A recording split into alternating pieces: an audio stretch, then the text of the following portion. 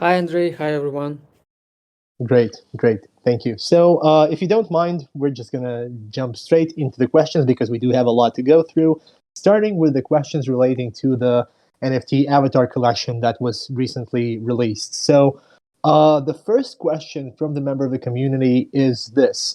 There are several classification rarities on Magic Eden or Celebrity. Which rarity classification is the correct one, since they do not show the same rarity types? It's a little bit strange because the NFTs follow a standard rarity system, which is included in every NFT's metadata from lowest to highest. It goes like this: poor, common, uncommon, rare, epic, legendary, artifact. So it's going like this. Okay, okay, thank you, thank you. I think that clears everything up for the people who had problems with that. Another question is this: many people asked about why do the NFTs look the way that they do. Is it going to be the final look of the NFT avatars in the game, or is it just a profile picture for the players' in-game accounts? Yes, every NFT avatar is designed and handcrafted by a famed artist and designer, Marcin Rubinovsky, known for his work on Ghost Runner, Destiny 2, and Netflix, Love, Death, and Robots. We recently held an AMA session with Marcin himself, where we discussed his creative vision and experience and how it translates into his work for Project Hive. As for how it translates into the game itself, we've recently shared a few posts outlining how the NFT avatars fit into the game's interface and also provide in-game utility benefits. And even though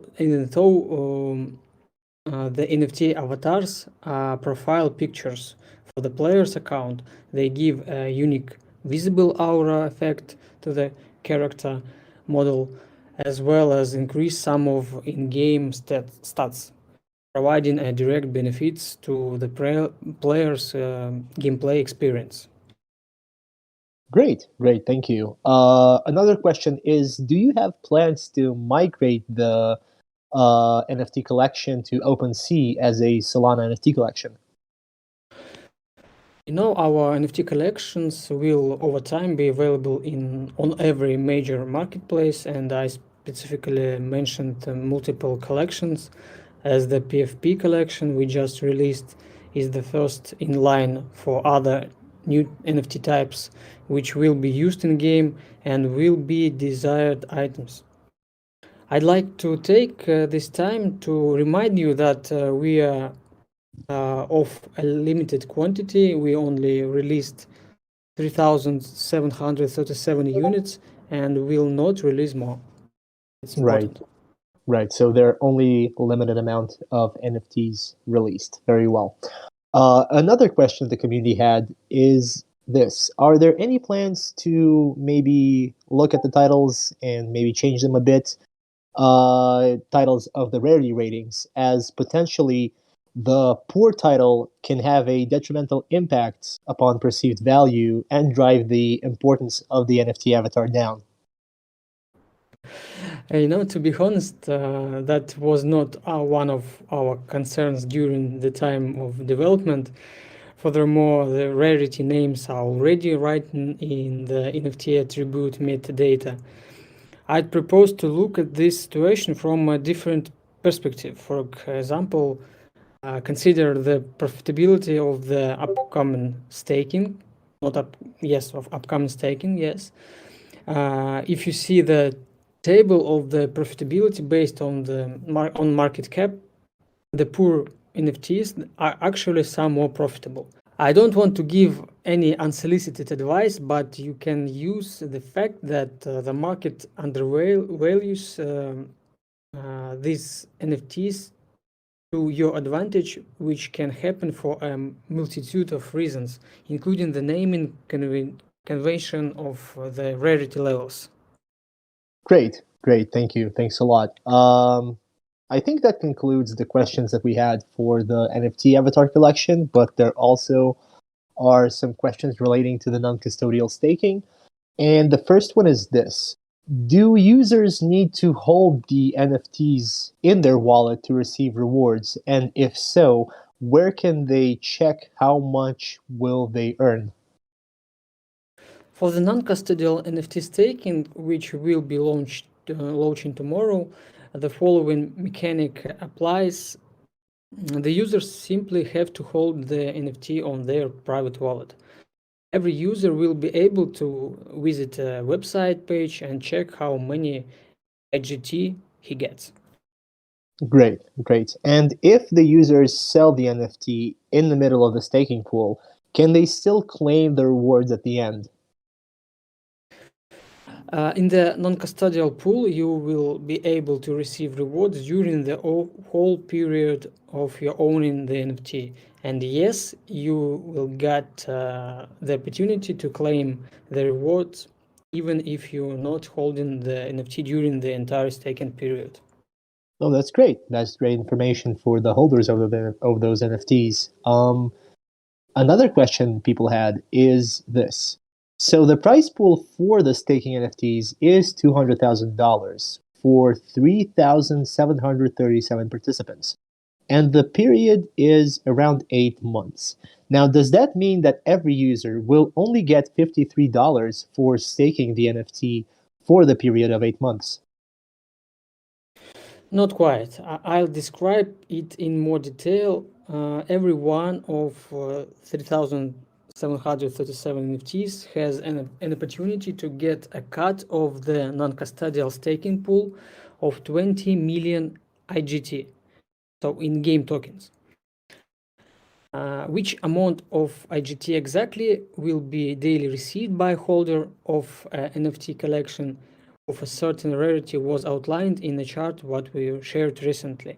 But the profitability in USD will be based not only on the rarity of the NFT and the amount of days those NFT will be held by the owner, but also of the IGT exchange rate.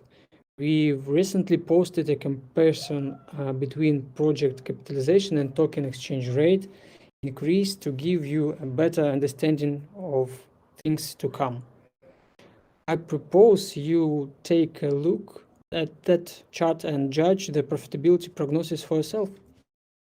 Thank you. Thank you. I think that's quite in-depth explanation. Next question is this. Why did you choose such a particular model for staking instead of active staking, for example? Now, some people have concerns that people that are not involved in the project will also be rewarded. No, we are designing and developing new instruments for increasing the utility of the first NFT collection. Besides, we already existing in-game utilities, which we have outlined earlier, access to the whitelist for starter pack purchase and the whitelist for the IDO of HGT. Soon after the non-custodial staking pool, we will launch another, a custodial staking pool with even more benefits and profitability options for the users that wish to be more involved with the project Hive. So stay tuned and be on the lookout for the new announcements which are coming soon. Great, great. Thank you, thank you. Now, I know we're also have recently launched a collection gathering event, and some of the Project Hive users also have some questions relating to that. Number one is this.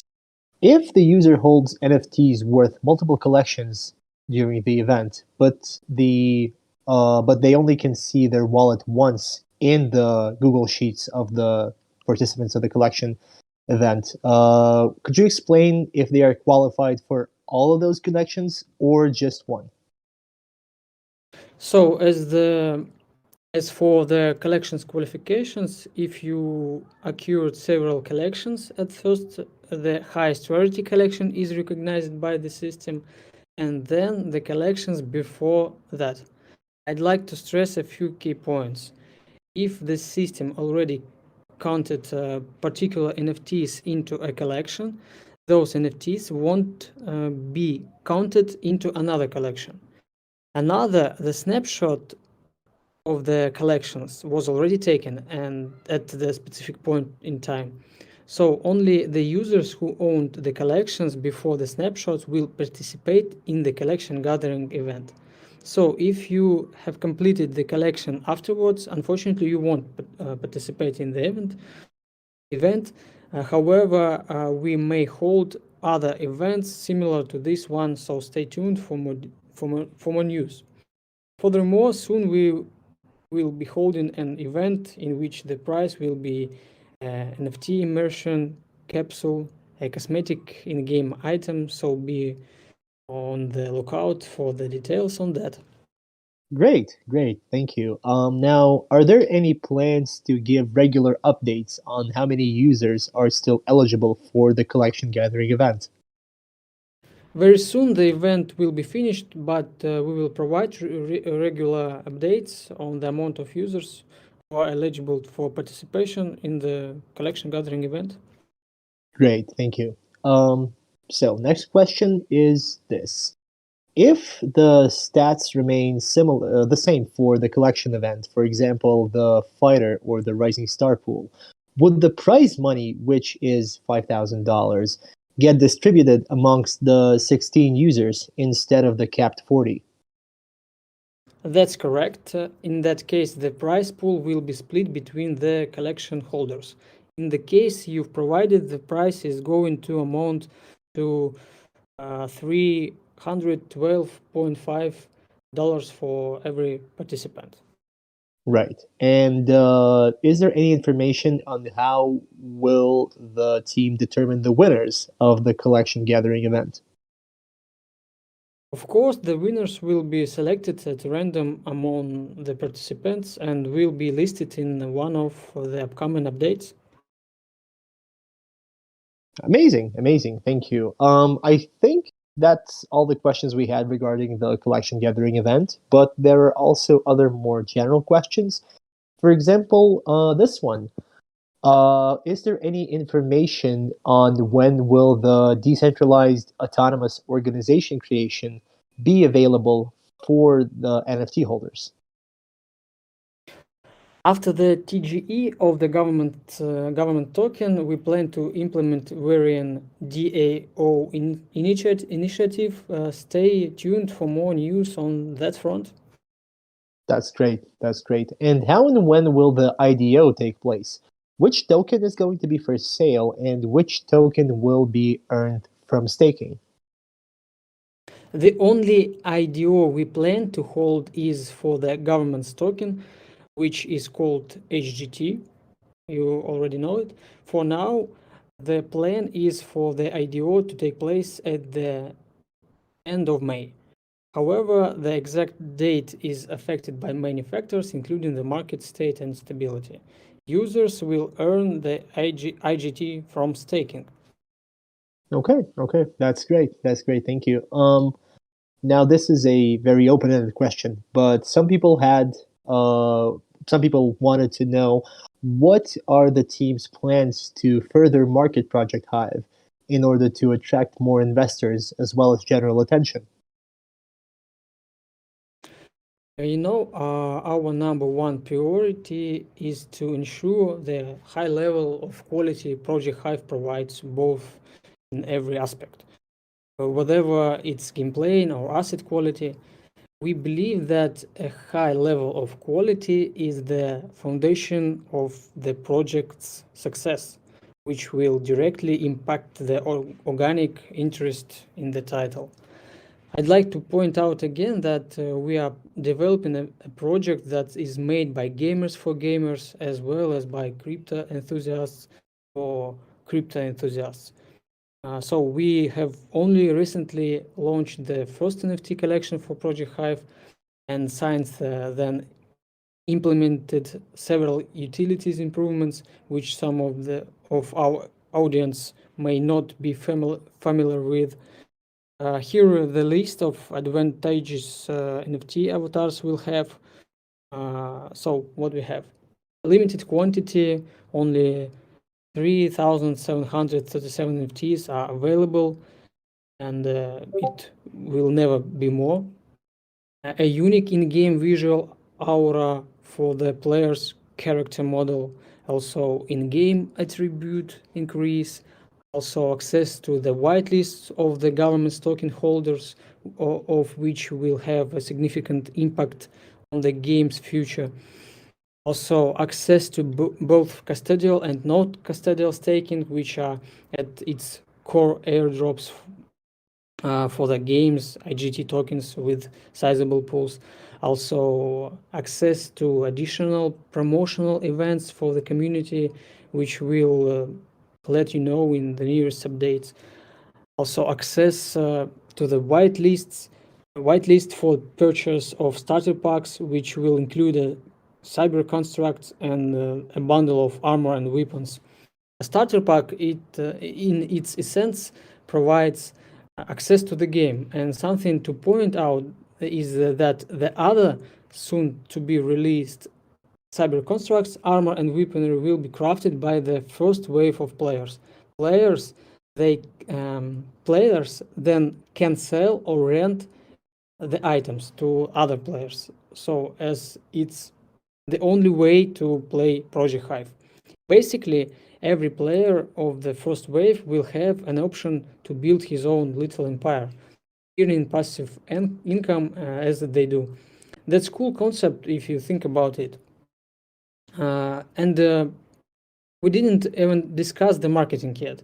We have multiple collaboration partnerships, marketing campaigns planned, some of which are already underway, and others will soon follow. So to answer the initial questions, we believe that the marketing and the promotion of the product started right when we decided to create a high-scale, high-quality, AAA level project with long-term content update plans. When we released our white paper, when we gathered some of the top level talents from both of game industry and crypto field, and when we reinvent the product to make sure we provide the most interesting and profitable project to our first wave of players. So in a way, the marketing and promotion have already begun, and we only plan to increase the scope moving forward, hoping to grab your attention as much as we can and not let go it during the entire life cycle of the game. Amazing. Thank you. I think that was a very in-depth explanation of the marketing plans for the game. Well, that concludes the AMA session for today. That was the last question that we had planned for today. I'd like to thank everyone for joining us and to remind you that this AMA session will also be available in recording in the social media and Discord for Project Hive. So if you'd like to take a listen after the AMA is over, you can do that. And please stay tuned for the upcoming sessions where we dive deeper into other questions our community may have. And thank you everyone for joining. Thank you, Andrey, for being a part of this AMA session. And I think that's the proper time to wrap this up. So thank you everyone for joining, and good night. Good night, Andrey. Yes, thank you everyone. Let's get and stay in touch. So, bye. All right, goodbye everyone.